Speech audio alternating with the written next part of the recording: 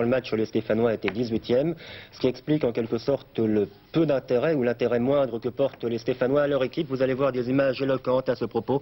Un stade qui peut contenir 40 000 spectateurs. Là, on pourrait croire qu'il y avait du monde, mais en fait, eh oui, le stade Geoffroy Guichard est aux 3/4 vide, moins de 10 000 spectateurs.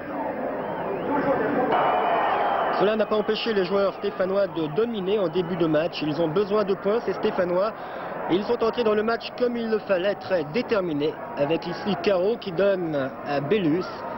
Un centre de Bellus renvoyé par Adoncor, directement sur Philippe Mahut qui jouait hier soir demi-défensif et non stopper. Diarté pour Caro, et bon tir de Caro juste à côté. Ça prouve au moins que ces deux-là peuvent jouer ensemble, Caro et Diarté. Coup franc de Kupčević maintenant, et bon arrêt de Bertrand Demann. C'était pas facile à cause du rebond.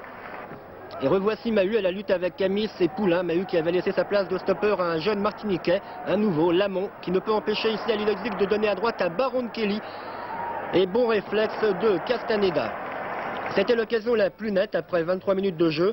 Ils vont s'en créer une autre occasion, très nette encore, les Nantais, avec Ayache au départ. Ayache, l'arrière gauche, qui porte des gants car il faisait très froid hier soir à Saint-Étienne. Amis, un bon débordement devant Moisan, un bon centre, tête de Ali Lodzik et encore un réflexe superbe de Castaneda.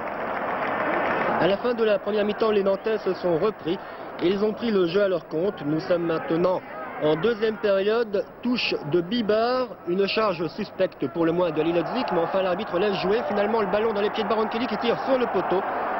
Toujours 0-0 donc après maintenant 1 heure de jeu. Quelques réactions stéphanoises cependant, et surtout à la suite de coups francs comme ici où personne ne peut reprendre la remise de la tête de Caro, ou bien comme sur ce nouveau coup franc que voici est tiré par Zanon, tête de Mahut, mais Bertrand Demann était bien placé. En fin de match, ce sont encore les Nantais qui vont se créer les meilleures occasions. Des Nantais qui savent que dans l'après-midi, Monaco a été battu sur son terrain. Des Nantais qui avaient peut-être appris à la mi-temps que Bordeaux était mené à Bastia. Des Nantais qui conservaient donc une chance d'être sacrés champions d'automne, à condition de l'emporter à Saint-Étienne.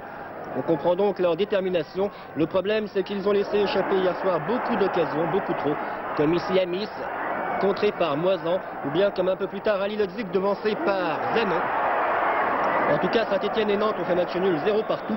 Pas de but donc, et comme d'habitude, c'est d'abord une histoire de confiance.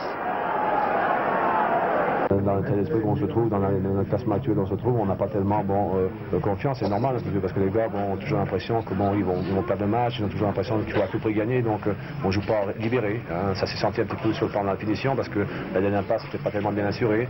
Et je pense que c'est un peu compréhensible. Parce que je vois peut-être un petit manque de confiance chez nos attaquants ce soir, au regard du manque de confiance qui se manifeste dans cette équipe de Saint-Étienne. C'est un élément primordial dans toutes les équipes.